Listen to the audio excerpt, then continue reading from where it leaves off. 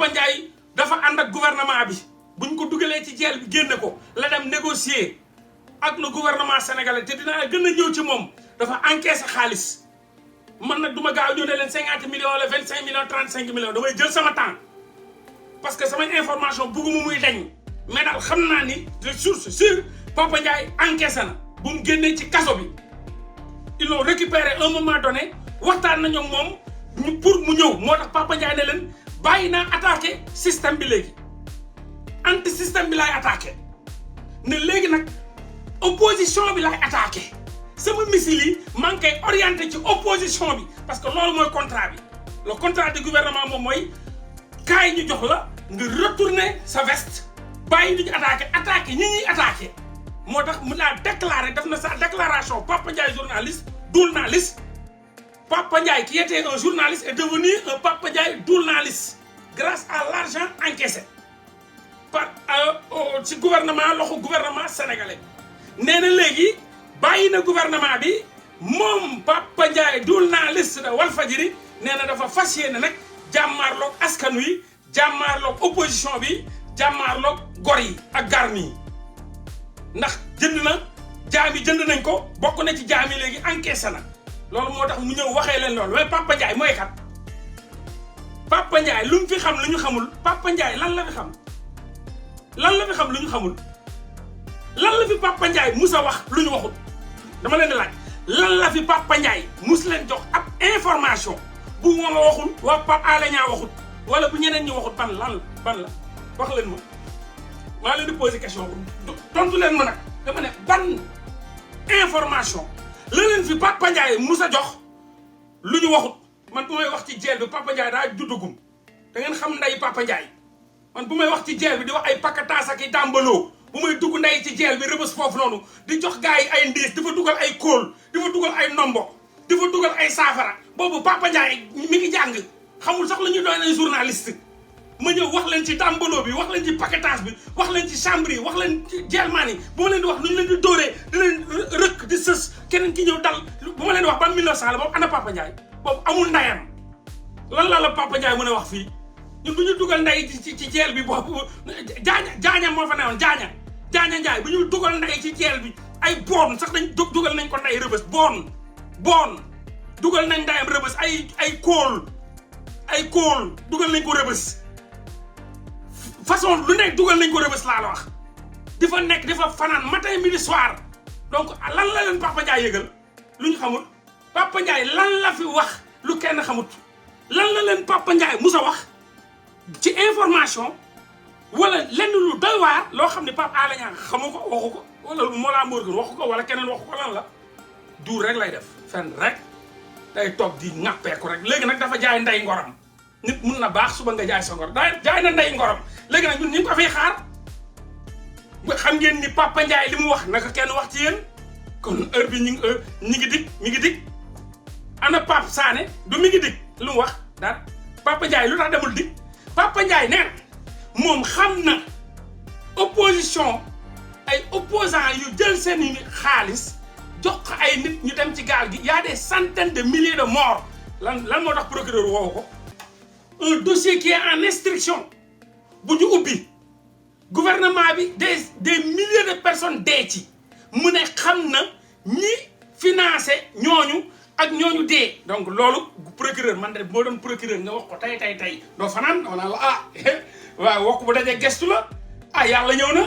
man lii laa doon xaar gaal yaa ngay dem kon yow xam nga opposition bi koy financé milliers de morts yi il faut ñu teg ko ci ndoddu opposants yi léegi yow ana documents yi ak information yi ak tamit li nga wax preuve yi wane ni opposant tel joxe na temps nit yooyu fële lañ jóge bërëb bii lañ déparé kii moo newoon gaal gi xaalis baa ngi nii financement baa ngi nii xaalis baa ngi nii kayit baa ngi nii léegi nag nañu ko génneel loolu procureur xanaa war naa yàkkamti ubbi dossier en instruction ab journaliste bu jóg fenn la xam naa opposant yi jox xale yi gaal yi ñu dugg ci gaal yi dem te il y a des centaines de milliers de morts des centaines de milliers de morts ay nit yi ci dee disparaître ci gaal kon nag tey jii Papa Ndiaye normalement dik waroon nañ ko woo mais duñ ko woo parce que dañ koo fay képp kuy xeexal gouvernement bi gouvernement bi du la laal loolu neex wax léegi Papa Ndiaye nag bokk na ci ñoom kenn dootu ko laal kenn dootu ko wokk kobos bu ko neexee sax fu ne nii saaga nday waa Walf yëpp du mujj fenn encaissé na toog ni ay moromam nag ni ñoom Aliou Sow fu nekk nag encaissé na mbiram yi baax na nee na rek opposant yi waaye papa da nga am ay information yu mel ba am preuve damal dig nga jox leen ko parce que dossier en instruction 2 comme ni nga mën a duur rek da nga jóg ci duur léegi di nga xam ñun nga fiy fekk nag te da nga ne da ngay joxe léegi nag joxel soxlawuñ nga xaar demal jox ko procureur da koy arrangé ubbi na dossier ba léegi lan nga waxati ñiy waxati nga naan ay Moussa Fall bokk na ci général yi gën a yow yaa mun a téegal sa nday fenn Moussa Fall di doome xaram assassin bu cottu ndayam nga naan ñu Moussa Fall yow yaa kat sa nday yow Papa Ndiaye yaa dëgg sa nday rek yow Papa Ndiaye yaa xar sa data nday yaa Papa Ndiaye yaa kat sa nday Papa Ndiaye yaa toj sa cottu nday Papa Ndiaye yaa dëbb sa kooyu baay ak say xuuru baay cottu ndayam Papa Ndiaye fi nga mujj Papa Ndiaye yow yaa ñuy bëgg a gëmloo yow ñun bu ñu wax nday ci Moussa Fall ci complot bi foo nekkoon bu ñu wax l'affaire Adji Sarr ba fay dugal Moussa Fall yow est-ce que boobu xam nga kuy Moussa Fall général bi bu muy wax ci Moussa Fall yow foo nekkoon wala yow sa baay moom moo doon mar bunu Moussa Fall yi yow Papa Ndiaye foo xamee nday Moussa Fall ba ne Moussa Fall bokk na ci yu gën ci mais Papa Ndiaye kat ndeyam Papa Ndiaye doome xaram dëgg xaalisa bon Moussa Fall kenn gënu ko toj cottu ndeyam duur rek lay def fen rek lay def retraité na bu yàgg Macky Sall bàyyi waat ko fi 2 ans ndax def sale boulot nga naan Papa Ndiaye Moussa Fall bokk na ci kat sa ndey da ngaa mus a fekkee yeneen généraux yi da ngaa xam yeneen généraux yi yow ah Jean-Baptiste Tine bu baaxuloon dinañ ko dàq Jean-Baptiste Tine bu baaxuloon dinañ ko dàq kan moo inspecté ñi nga xam ne ñoom ñoo newoon inspecteurs yi doon inspecté l'affaire Adji Sarr kan moo leen dajale enquête de la gendarmerie kan moo ko def Moussa Fall la wala kii nga xam ne moom mooy Jean-Baptiste Tine mooy général boo xam ni moom lañ fi dàq à 3 mois de la retraite mu ñu dàq ko amul feet amul dara nuyuwul sax ay nitam toroxal bu bon moom lañ fi dàq bu garaaw boo xam président bi dafa newoon sax tournée foofu la bindee décret dàq waa ji à 3 mois jël paa bu màgget Moussa Fall bu retraité 2 ans après waroon retraité mu jël ko yokkal ko 2 ans nga ne kooku moom moo gën yaa kat sa ndey yaay doome xaraam non Papa Ndiaye yaa toj sa cottu ndey Papa Ndiaye yow papa yaa day nday diggu Ndakaaru lëmb Ndakaaru yëpp day nga ndeyam Papa Ndiaye yaay doome ram yaa juddu ci gilem namp ci mbaam xanaa di ñu wax Moussa Fall lu mu gënee fu Moussa Fall nan la Moussa Fall gënee Jean-Baptiste Tine Moussa Fall bu waroon retraité heure ñu war a ñaf ndayam ci biti reykatu nit ñaata gendarme ñoo génn ñu rey ay doomu aadama te amul enquête Moussa Fall kooku moom mooy général bu gën ci général yi daa fekk Moussa Fall reyul ndey sa baay yow ku la xool xam ni seen kër kenn deewu fa bu Moussa Fall kattoon ndey sa rak ci bal ci bopp ay gendarme rey ndeyam Moussa Fall ñëw xëtt sa yaay yóbbu toj cottu ndeyam ba foto ko def sotti ko day foto ko bu Moussa Fall jàppoon sa baay boo lonk ko buum poli ba xuri di lang ba ñaf nday kii boo génnee di nga wax leneen lu dul Moussa Fall moo gën ci généraux yi yow ku xool xam ne Moussa Fall ay gendarme rey ñu sa baay rey ñu sa ndey rey ñu seen waa kër te tojul ndey Moussa Fall tojul sa xuuru baay yi wala naanul sa règle nday yi moo tax nga toog naan Moussa Fall a gën yaa kat sa ndey ñaata nit la ay gendarme Moussa Fall yi rey Sénégal ñaata nit ñoo la gendarme Moussa Fall yi ànd ak ay nervi ñuy téere askan wi amul enquête yow yaa kat sa ndey yow yaa toj sa cottu ndey yow mun nga ñoo gëmloo 17 millions de Sénégalais yow Papa Ndiaye que Moussa Fall moo gën ci généraux yi yow yaa kat sa ndey Moussa Fall waroon na namp say xuuru baay bu nampoon ndey say xuuru baay bu yuy lang poli ndey sa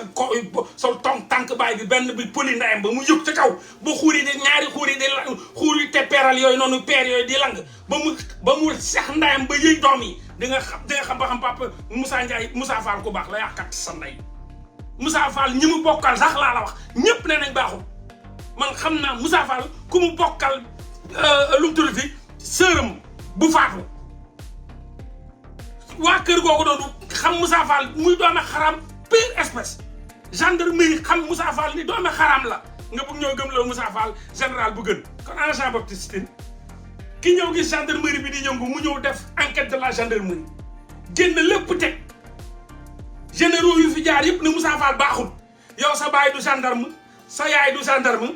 amoo sœuru gendarme amoo frère gendarme kat sa cott nday ne Moussa Fall la gën ci gendarme yi waaye yow foo jëlee loolu xanaa dangaa dem këram mu jox la café gu tàng kat sab nday ay millions nga paqueté yow bu ne moo gën kañ nga doon géwél xanaa léegi nañ ci yokk Papa Ndiaye géwél géwél ci nday géwél ci baay Papa Ndiaye géwél comme léegi da ngay tàggaate yow doo gendarme sa baay du gendarme sa yaay du gendarme nga ni Moussa Fall la gën ci gendarmerie te yow doo gendarme mosoo xamoo kuy gendarme nga wax lu mel noonu léegi nag yow wax ñu foo jaar wala ngaa dem ci salon boobu mu paquetel la kontel la ay billets liaas jox la rek kat sa nday génn doon Papa Ndiaye géwél naan Moussa Fall la gën ci naa nga foofu noo ko xamee dangaa mos a ànd ak moom guerre da laa mos a jox fetal dangaa def ay enquête Fulbert Sambou nag kan moo ko rey Didier Badji ñen ñoo ko rey xanaa Fulbert Sambou du gendarme yaa kat sa nday dangaa dem ci jabaru Fulbert Sambou mu ne la Moussa Fall la gën ah Moussa Fall ci magistère am la Moussa am gendarme premier gendarme bu ñu sotti acide ba mu jeex sotti acide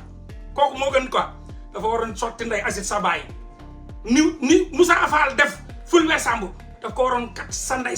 sotti ko acide ba mu jeex boobaa dañuy wax ba xam Moussa Fall la gën ci gendarme yi yaa kat sa nday doomi xaram bu mel ni yow xam bu fa Sidi Lamine ne woon katt na sa nday ci biti bu yàgg yaa dëgg sa nday yow Papa Ndiaye billaahi bu Moussa Fall jàppoon sa yaay sotti ndayam acide nu mu def Fulbert Sambou ba mu seey ba tey ji yaayam gisu ko baayam gisu ko ay jabaram gisuñu ko bu ko defoon sa nday wala bu ko defoon sa baay ba sa yaay génn ci mbedd yi di jooy comme jabaru Fulbert Sambou nu muy def di marche di génn di manifesté wu bu Moussa Fall jàppoon sa baay ba sotti ndayam acide nu mu def Fulbert Sambou kon sa yaay heure bii talu la mi ngi génn di jooy naan nag Moussa Fall ne yóbbu na sama jëkkër ci seey naag moom ba nii yàq gisuñu ko ñu def ko Fulbert Sambou def ko Didier Badji def ko François Mancabou nga kat sa ndey nañ ñoo ko gën ci gendarme yi yow kooku moo gën yow Papa Ndiaye yaay doome xaram tat muy wax Papa Ndiaye naan ni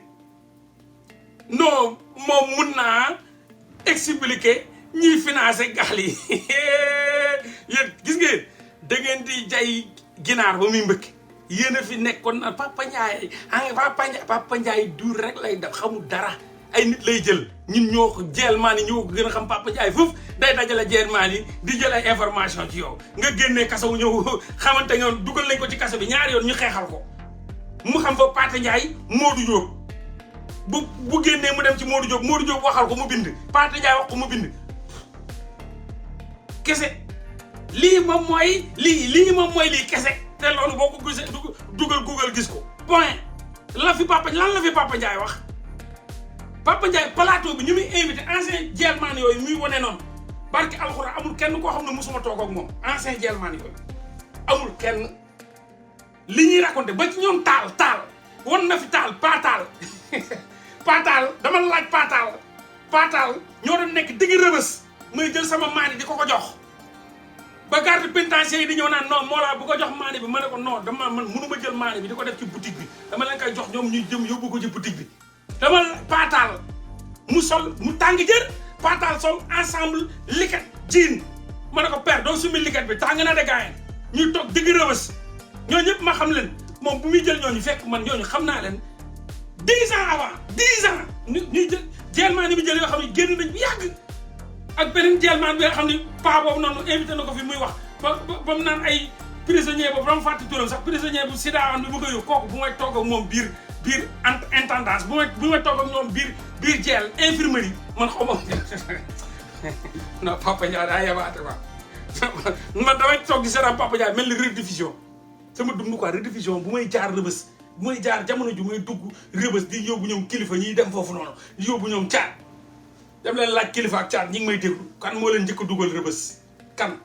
maa ànd ak ñoom loxo ci loxo yee leen fajar du dugg biir Rëbës ñu dañ doon dugg ba ci biir ba au fond